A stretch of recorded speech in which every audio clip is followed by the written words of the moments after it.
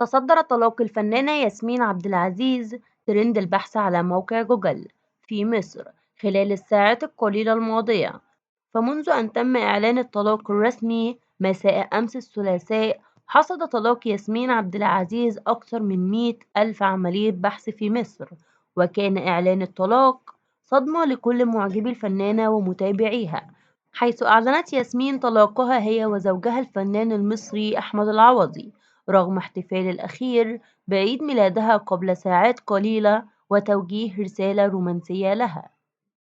ياسمين نشرت الخبر عبر حساباتها الرسمية على مواقع التواصل الاجتماعي، وكتبت قائلة: تم الطلاق الرسمي بيني وبين أحمد، وبيننا كل الاحترام والتقدير.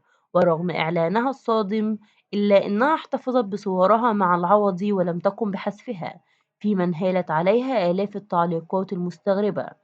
من جانبه، أكد العوضي الخبر عبر منشور على حسابه في فيسبوك هذا، وما زالت رسالة وصور احتفاله بعيد ميلاد زوجته منشورة عبر حساباته.